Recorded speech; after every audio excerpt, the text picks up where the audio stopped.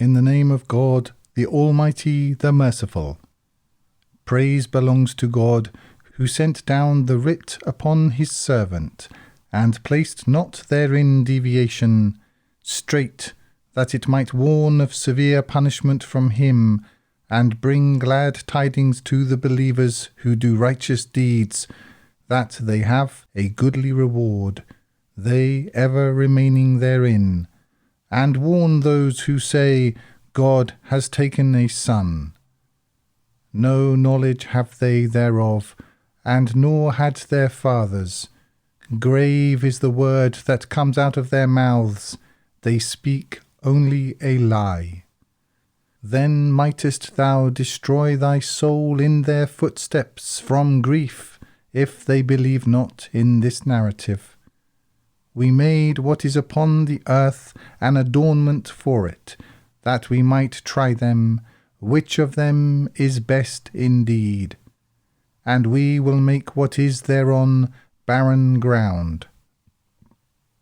If thou thinkest that the companions of the cave and the inscription were a wonder among our proofs, when the young men took shelter in the cave and said, Our Lord, give thou us mercy from thyself, and furnish thou us out of our affair with rectitude. Then smote we their ears in the cave a number of years. Then raised we them up, that we might know which of the two parties would best calculate what they had tarried in time. We relate to thee their report with the truth. They were young men who believed in their Lord, and we increased them in guidance, and we strengthened their hearts when they stood up and said, Our Lord is the Lord of the heavens and the earth. We will not call besides him to any god, for then would we have said a wanton falsehood. These our people have taken up gods other than him. Oh, that they but brought concerning them a clear authority! And who is more unjust than he who invents a lie about God? And when you have withdrawn from them and what they serve save God, take shelter in the cave. Your Lord will unfurl for you out of his mercy, and furnish you out of your affair all that you need. And thou seest the sun, when it rises, it inclines away from their cave to the right, and when it sets, it passes away from them on the left, and they in the opening thereof. That is among the proofs of God. Whom God guides, he is guided, and whom he sends astray, for him thou wilt find no guiding ally. And thou thinkest them awake when they are asleep, and we cause them to turn to the right and the left. And their dog was stretching out its two paws on the threshold. Hadst thou looked upon them, thou wouldst have turned away from them in flight, and been filled with terror of them. And thus we raised them up, that they might question one another.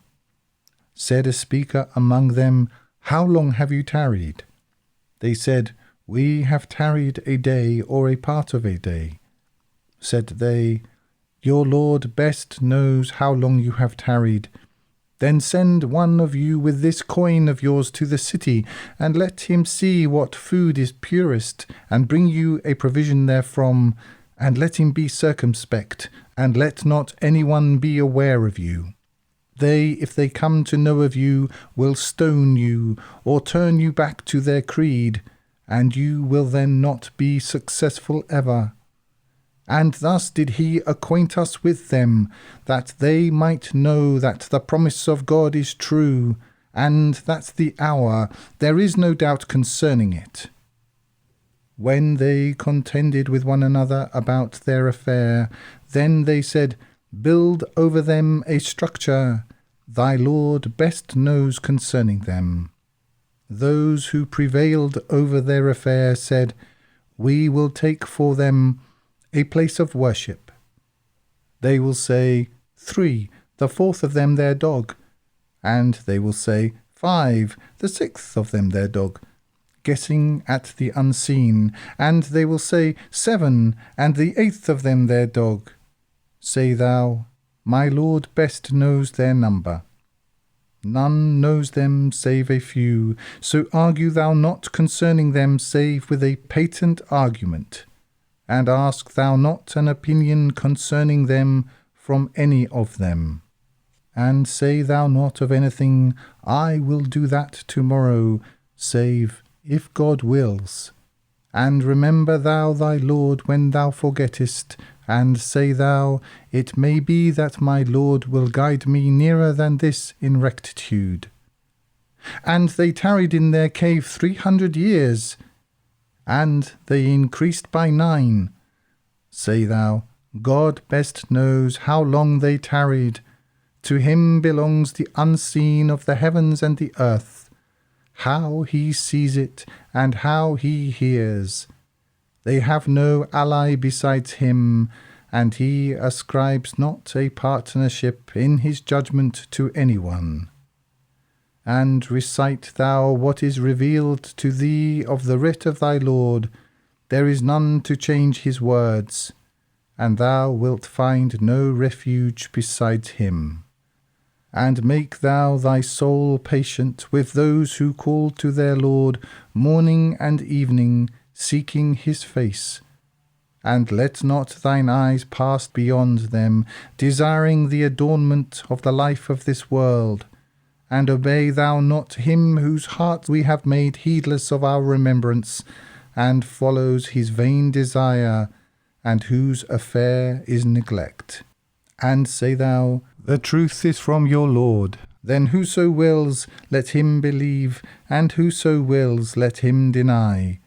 We have prepared for the wrongdoers a fire, its walls encompassing them, and if they seek succour, they will be given succour by water like molten brass burning the faces, evil the drink, and evil the resting place. Those who heed warning and do righteous deeds, we cause not to be lost the reward of one who does good works. Those have gardens of perpetual abode, beneath which rivers flow. They are adorned therein with bracelets of gold, and wear green garments of finest silk and brocade, reclining therein upon couches. Excellent the reward, and fair the resting place. And strike thou for them a similitude. 2 men, we made for one of them 2 gardens of grapevines, and surrounded them with date palms, and placed between them crops. Each of the 2 gardens produced its fruit, and were wronged nothing thereof. And we caused to flow in the midst of them a river. And he had fruit, and said to his companion while conversing with him, I am greater than thee in wealth, and mightier in men. And he entered his garden while he was wronging his soul, saying, I think not that this will ever perish, and I think not that the hour will strike, and if I am brought back to my Lord, I will find better than this as a final destination. His companion said to him while conversing with him, Deniest thou him who created thee from dust, then from a sperm drop, then fashioned thee a man? But as for me, he is God, my Lord, and I ascribe not a partnership with my Lord to anyone. And oh, that when thou wast entering thy garden, thou hadst but said, What God has willed, there is no strength save in God.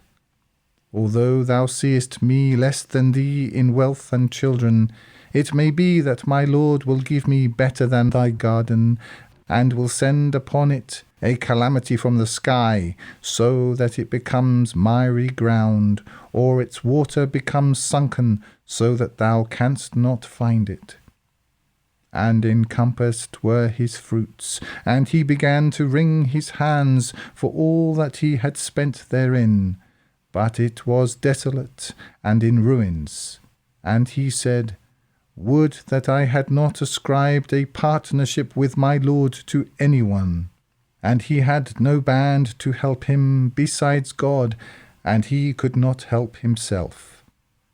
Thereupon protection belongs to God, the truth. He is best in reward, and best in final outcome. And strike thou for them the similitude of the life of this world, as water which we send down from the sky, then the vegetation of the earth mingles with it, then it becomes dry stalks which the winds scatter. And God is omnipotent over everything. Wealth and sons are an adornment of the life of this world, but the righteous deeds which endure are better as reward in the sight of thy Lord, and better as hope. And the day we set in motion the mountains, and thou seest the earth emerge, and we gather them, then will we not leave behind one of them. And they will be set before thy Lord in ranks. You have come to us as we created you the first time, yet you claimed that we would never make an appointment for you. And the writ will be set down, and thou wilt see the lawbreakers apprehensive of what is therein, and they will say, Woe is us! What writ is this that leaves behind nothing small or great, save it has enumerated it? And they will find what they did present, and thy Lord wrongs no one. And when we said to the angels, Submit to Adam, then they submitted. Not so Iblis. He was of the Domini, and was perfidious towards the command of his Lord. Take you him and his progeny as allies instead of me, and they are an enemy to you, evil an exchange for the wrongdoers. I made them not witness to the creation of the heavens and the earth, nor to the creation of themselves, and I take not those who lead astray as support. And the day he says, Call my partners whom you claimed, then they will call them, but they will not respond to them, and we will make between them a place of ruin. And the lawbreakers will see the fire, and realize that they are to fall therein, and they will not find an escape therefrom. And we have expounded for men in this Qur'an every similitude, but man is more than anything contentious. And there prevented men from believing when the guidance came to them, and from asking forgiveness of their Lord, only that the practice of the former peoples should come to them, or the punishment should come to them face to face. And we send the emissaries only as bearers of glad tidings and warners. And those who ignore warning contend in vanity to refute the truth thereby, and have taken my proofs and that whereof they are warned in mockery. And who is more unjust than he who is reminded of the proofs of his Lord, then turns away therefrom and forgets what his hands have sent ahead? We have placed upon their hearts coverings, lest they should understand it, and in their ears deafness. And though thou invitest them to the guidance, they will not be guided then ever. But thy Lord is the forgiver, the possessor of mercy. Were he to take them to task for what they have earned, he would hasten for them the punishment. But they have an appointment. They will not find, besides it, an escape. And those cities, we destroyed them when they did wrong, and we made for their destruction an appointment. And when Moses said to his servant, I will not cease until I reach the confluence of the two seas, though I continue for an age." Then when they reached their meeting between them, they forgot their fish, and it took its path into the sea, tunnelling. And when they had passed on, he said to his servant, "Bring thou us our meal. We have met from this our journey with fatigue." Said he, "Hast thou considered? When we took shelter at the rock, then I forgot the fish, and there caused me to forget it only the Satan, lest I should remember it, and it took its path into the sea, amazingly." He said, "That is what we were seeking." And they turned back in their footsteps, retracing. And they found a servant from among our servants, to whom we had given mercy from us, and taught knowledge from us. Moses said to him, "Shall I follow thee, that thou teach me something of what thou hast been taught of sound judgment?" Said he, "Thou canst never be patient with me. And how canst thou be patient with what thou hast not encompassed in knowledge?"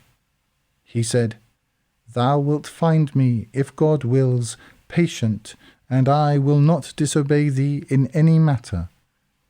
Said he, "If thou followest me, ask thou me not about anything until I make mention of it to thee." So they went forth. When they had embarked on the boat, he made a hole therein. He said, "Hast thou made a hole therein to drown its people? Thou hast done a grievous thing." Said he, "Said I not that thou canst never be patient with me?" He said, "Take thou me not to task for what I forgot, nor burden thou me in my affair with difficulty." So they went forth. When they had met a lad, he killed him. He said, "Hast thou killed a pure soul for other than a soul? Thou hast done a terrible thing." Said he, "Said I not to thee that thou canst never be patient with me?" He said, "If I ask thee about anything after this, then keep thou not company with me.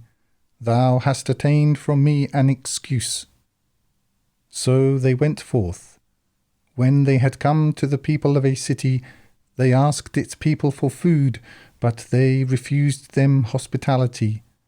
And they found therein a wall upon the point of collapse, and he set it upright. He said, "If thou hadst wished, thou couldst have taken for it recompense." Said he, "This is the parting between me and thee. I will inform thee of the interpretation of that with which thou couldst not be patient.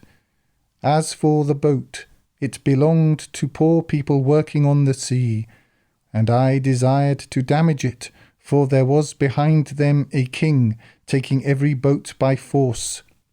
And as for the lad, his parents were believers, and we feared he would burden them with inordinacy and denial. And we desired that their Lord should give them in exchange one better than him in purity, and nearer in affection. And as for the wall, it belonged to two fatherless lads in the city, and there was beneath it a treasure for them. And their father had been righteous, and thy Lord desired that they should reach maturity, and to bring forth their treasure as a mercy from thy Lord, and I did it not by my command. That is the interpretation of what thou couldst not be patient in. And they ask thee about Dhul-Qarnayn. Say thou, I will recite to you a remembrance of him. We established him in the earth, and gave him to everything a way, so he went his way. When he had reached the setting of the sun, and found it setting in a murky spring, and found a people near by, we said, O Dhul-Qarnayn, thou shalt either punish or take concerning them good. He said, As for him who does wrong, we will punish him. Then will he be brought back to his Lord, and he will punish him with a terrible punishment. And as for him who believes and works righteousness, for him is the best reward, and we will speak lightly to him from our command." Then he went his way. When he had reached the rising of the sun, he found it rising upon a people for whom we had not appointed besides it any cover. Thus, and we have encompassed what is with it in knowledge. Then he went his way. When he had reached between the two barriers and found besides them a people scarcely understanding speech, they said, "O Dhul Qarnayn, Yajuj and Majuj are workers of corruption in the land, so may we appoint for thee payment, that thou make between us and them a barrier." He said, "That wherein my Lord has established me is better, but assist me with strength. I will make between you and them a dam. Give me sheets of iron." When he had made level between the two openings, he said, "Blow." When he had made it a fire, he said, "Bring me to pour thereon molten brass." And they could not pass over it, and they could not pierce it. He said, "This is a mercy from my Lord, but when the promise of my Lord comes to pass, he will make it level, and the promise of my Lord is true. And we will leave them that day to surge one upon another, and the trumpet will be blown, and we will gather them together, and lay Gehenna bare to the false claimers of guidance, those whose eyes were under a veil from my remembrance, and were not able to hear. Do then those who ignore warning think that they can take my servants as allies instead of me? We have prepared Gehenna for the false claimers of guidance as a welcome. Say thou, shall we inform you of the greatest losers in deeds? Those whose effort is astray in the life of this world when they think that they are doing good work. Those are they who deny the proofs of their Lord and the meeting with him, so their works are in vain, and we will assign to them on the day of resurrection no weight. That is their reward, Gehenna, because they denied and took our proofs and our messengers in mockery. Those who heed warning and do righteous deeds, they have the gardens of paradise as a welcome, they abiding eternally therein. They will not desire any change therefrom. Say thou, were the sea ink for the words of my Lord, the sea would be exhausted before the words of my Lord were exhausted, though we brought the like thereof as replenishment. Say thou, I am only a mortal like you. It is revealed to me that your Lord is one God. So whoso looks to the meeting with his Lord, let him do works of righteousness, and ascribe not a partnership in the service of his Lord to anyone.